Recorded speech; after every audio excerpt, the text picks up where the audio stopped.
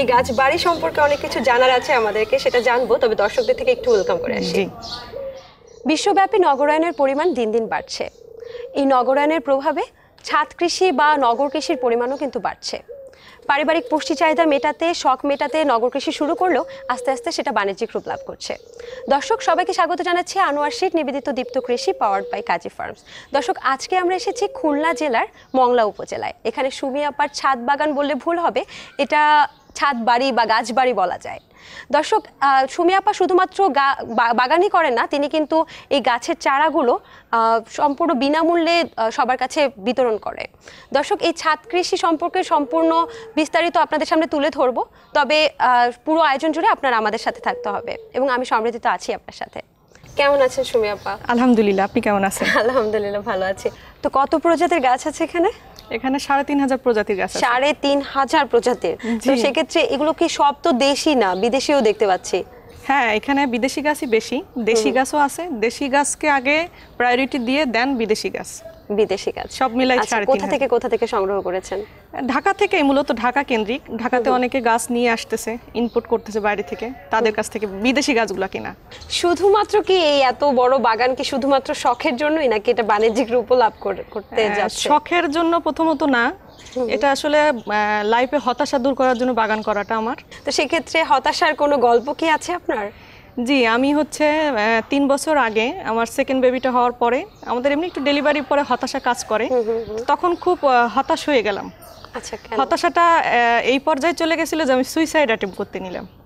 তখন আমাকে আমার ছোট ভাই কিছু গাছ এনে দিল, যে তুমি এই গাছগুলো লাগাও, গাছের সাথে থাকো, দেখবা ভালো লাগবে তোমার। তো ওই ৩-৪টা গাছ দিয়ে আসলে শুরু করলাম। আস্তে আস্তে গাছ নেশায় পরিণত হয়ে গেল। হতাশা কেন, আমি কোনো খারাপ কিছু চিন্তা করার এখন সময় পাই না। অবশ্যই মানসিক স্বাস্থ্য যদি ভালো রাখতে চান তাহলে গাছ তো করছেনই, সেই সাথে সাথে আপনি আর কোনো উদ্দেশ্য কি আছে যে এই যে সবুজায়ন করার উদ্দেশ্য?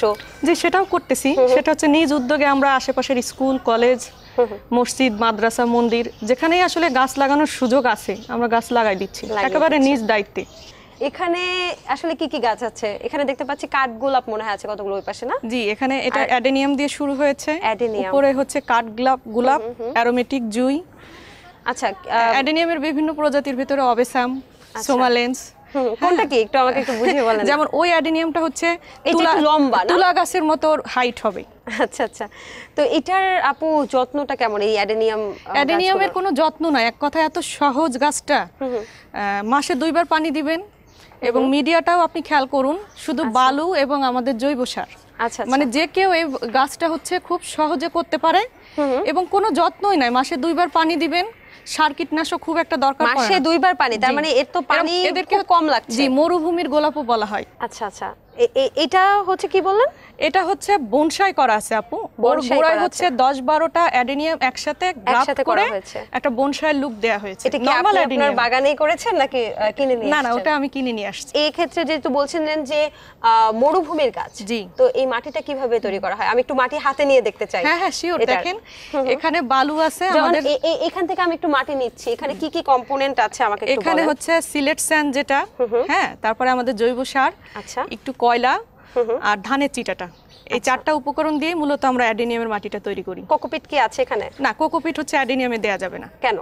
কোকোপিটের কাজ পানিটা ধরে রাখে। আচ্ছা, তো অ্যাডেনিয়াম পানি পছন্দ করে না। না, এই অ্যাডেনিয়ামের মিডিয়াতে কোকোপিট থাকবে না একেবারে। সেক্ষেত্রে আপনি দেখছি যে আপনার তো অনেক প্ল্যান্ট আছে, অনেক শেড আছে, এখানে একটু বাইরে রেখেছেন অ্যাডেনিয়াম। এরা প্রচুর রোদ পছন্দ করে, মরুভূমির গাছ, এবং দেখতেও কিন্তু সুন্দর। দর্শক দেখতে পাচ্ছেন কিনা, পাতা নাই, শীতে পাতা ঝরে যায়, ওদের পূর্ণ যৌবন হয়। হ্যাঁ, পূর্ণ যৌবনটা গরমের সময়। এবং এটার বাণিজ্যিক চাষাবাদও হচ্ছে, অনেক ভ্যালু আছে এই গাছটার।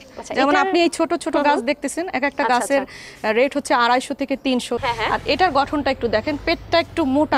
হ্যাঁ, তো ওরা অবেসাম। হ্যাঁ, আচ্ছা, খুব সুন্দর। মানে আপনি বলছিলেন মরুর গোলাপ, এই ফুলটা যদি দর্শকরা দেখে একদম গোলাপ ফুলের মতো, গোলাপি গোলাপের মতো, চেহারাটা গোলাপের মতোই। আচ্ছা, এর দাম কেমন হবে? এর দাম আপনার 200 থেকে শুরু করে 2000, 5000, 10000 পর্যন্ত আছে। মানে জাত ভেদে বা যেমন ওই গাছগুলোর দাম এখন 10-এর উপরে চলে গেছে। মানে এর বয়সও কিন্তু অনেক বেশি হয়েছে, 15 বছর মতো তার বয়স। 15 বছর? জি। এগুলো বাঁচে কতদিন? এরা দীর্ঘজীবী।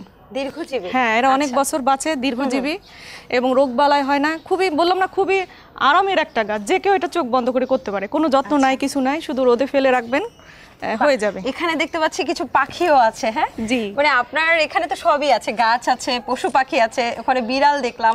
তো সেই ক্ষেত্রে মানে যারা হচ্ছে পশু পাখি প্রেমী বা গাছ প্রেমী তাদের মনটাও নাকি ভালো হয়। জি বলতে পারেন, তারা উদার মনেরই হয়। আচ্ছা, ওই উপরে দেখতে পাচ্ছি কিছু গাছ। হ্যাঁ এগুলো কি কি গাছ? এখানে অ্যালমন্ডা আছে, বাগান বিলাস আছে, হ্যাঁ বাগান বিলাস আছে, কাঠগোলাপ আছে।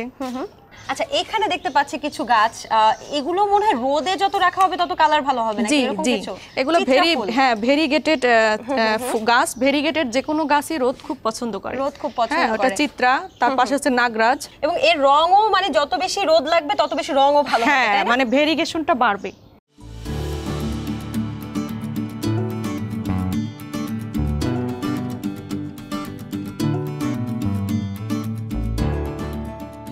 এটা অরেঞ্জ একটা হাসনা হেনা। বাহ, জি একটু ডিফারেন্ট। হ্যাঁ এটা ডিফারেন্ট, করেছেন আপনি? এটা যশোর থেকে। আচ্ছা এখানে সুন্দর সুন্দর লাল ফুল দেখতে পাচ্ছি, এটা কি ফুল? জট্রফা। জট্রফা। আচ্ছা এই গাছের বৈশিষ্ট্য কি শুধুমাত্র ফুল? 12 মাসই ফুল ফুটে থাকে, 12 মাসই পাতা থেকে কাটিং থেকে চারা করা যায়। আচ্ছা এই চারা কি আপনি করছেন নাকি? হ্যাঁ হ্যাঁ করে বাগানীদের মাঝে বিতরণ করতেছি। আচ্ছা কাটিং থেকে চারা তৈরির একটা নিয়মাবলী কি আমাদের দর্শকদেরকে বোঝাবেন? অবশ্যই, খুব সুন্দর প্রশ্ন করছেন। খুব পরিপক্ত মোটা একটা ডাল নিতে হবে। এখানে পরিপক্ত ডাল কোনটাকে বোঝাবো? পরিপক্ত ডাল বলতে এই যে দেখেন এটা কচি ডাল, তো এটা যদি আমি নেই তাহলে কিন্তু হবে না, আমাকে এখান থেকে একটা ডাল নিতে হবে এবং একটু কোনাকুনি কেটে নিব, যেটাকে আমরা 90 ডিগ্রি অ্যাঙ্গেল বলি। হ্যাঁ হ্যাঁ কেটে ডালটাকে আমরা হচ্ছে কোকোপিট এবং বালুর মাটিতে দিয়ে রাখবো। 7 থেকে 10 দিনের ভেতরে নতুন কোনো কিছু কি পেঁচানো না? পলিথিন যেটাকে পেঁচানো হয় ওটা কলম করা, কলমও করা যাবে।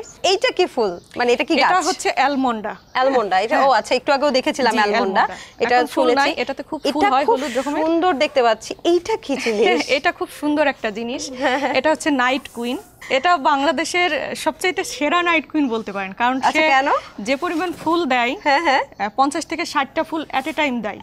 হ্যাঁ এবং পুরো বর্ষা ধরে সে ফুল দিতে থাকে। আমি শুনেছিলাম নাইট কুইন দেখা নাকি একটা সৌভাগ্যের ব্যাপার, বলতে পারেন। তো সেই ক্ষেত্রে আমার তো সেই সৌভাগ্য হলো না। এটা মানে কখন? গত সিজনে বিশেষ করে বর্ষাতে ফোটে, গত সিজনে 500-র উপরে ফুল ফুটছে এবং যখন ফুল ফোটে এটাকে আমরা গাছ থেকে জি লাইভে হচ্ছে ক্যান্ডেল জ্বালিয়ে সবাইকে দেখাই, লাইভেই দেখাই যে কত নাইট কুইন ফুটছে দেখো। কারণ আগে একটা নাইট কুইন ফুটলে আমরা পেপারে দিতাম, আচ্ছা তাই টিভিতে দেখতাম, কিন্তু এখন আমাদের বাগানে সেটা ফুটতেছে। নাইট কুইন অনেক রকমের, আমার কাছে 4-5 রকমের নাইট কুইন আছে, লাল আছে, ম্যাজেন্টা আছে, এটা সাদা হয়। সাদাটাই মানে বৃক্ষ সমাজে খুবই সমাদৃত। আচ্ছা এটা কি বছরে একবারই ফুল ফুটে? না না না, এটা হচ্ছে বর্ষা থেকে শুরু করে একদম শীতের আগ পর্যন্ত ফুল ফুটতে থাকে। আচ্ছা সেক্ষেত্রে এই নাইট কুইন যদি কেউ আসলে রোপণ করতে চায়, সেই ক্ষেত্রে এটার যত্নটা খুবই সহজ। এখান থেকে একটা পাতা জাস্ট এভাবে ভেঙে নেবেন, এভাবে শুয়েও দিতে পারেন মাটিতে, এভাবে খারাপ ভাবে লাগাই দিলে চারা হয়ে যাবে। তার মানে এই পাতা থেকে হয়? জি খুব সহজেই প্রপাগেশনটা। আমি অনেক কিছু শিখছি, আমাকে কিন্তু এই পাতাটা দিয়ে দিতে হবে। আমি দিয়ে দিব, অনেককেই দিয়েছি, বাংলাদেশের অনেককেই এই নাইট কুইনের পাতা দিয়ে আমরা। আজকে আমার খুবই ভালো লাগছে, অনেক কিছু শেখা যাচ্ছে। তাহলে এই নাইট কুইনের পাতাটা আমি এখানে রেখে যাই। জি আচ্ছা টবের গাছ তো দেখলাম অনেকগুলো না, আবার দেখতে পাচ্ছি যে গ্রিলেও ঝুলিয়ে ঝুলিয়ে সুন্দর সুন্দর টবে, মানে খুব সুন্দর সুন্দর টবে আপনি ঝুলিয়ে রেখেছেন। এগুলো কি জাতের আসলে? এগুলো হচ্ছে সব সাকুলেন্ট, সাকুলেন্ট গোত্রের, সবই হচ্ছে টেলিং। তো এটা অনেক জনপ্রিয় বাংলাদেশে, খুবই খুবই জনপ্রিয়। কত জাতের সাকুলেন্ট আছে এখানে? এখানে আপনার 100 প্লাস। 100 প্লাস, বিভিন্ন রকমের বিভিন্ন রঙের দেখতে পাচ্ছি না? তো এই সাকুলেন্টের বৈশিষ্ট্যটা কি আসলে?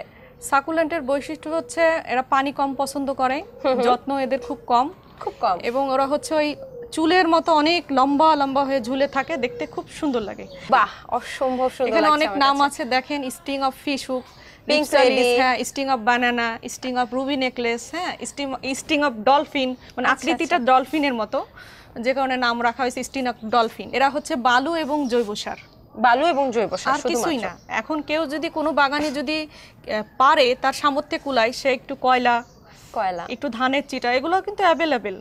ইটের টুকরা, সুরকি যেটা বলি আমরা, অ্যাড করে নিতে পারে। আচ্ছা তো সেক্ষেত্রে উপরে দেখছি কিছু কিছু পাথরও রেখে দিয়েছেন, এটার কারণটা কি?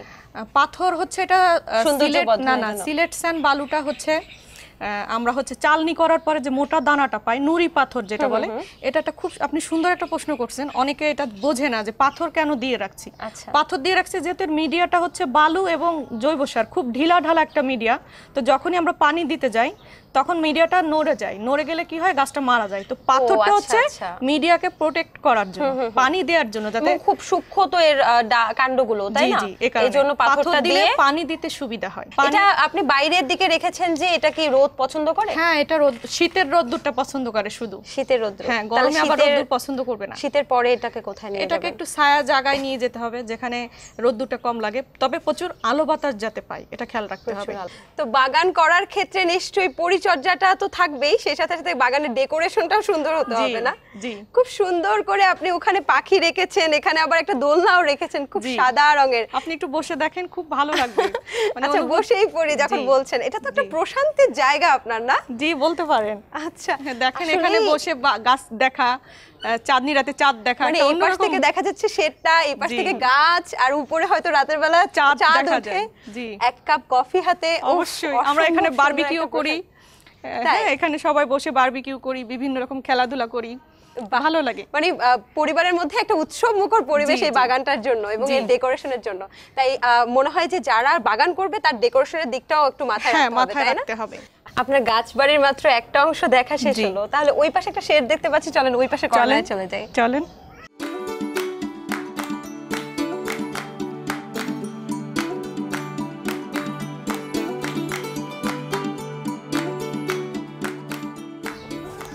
আচ্ছা, এই শেডটার বাইরে দেখতে পাচ্ছি সব বনসাই প্রজাতির, না? জি।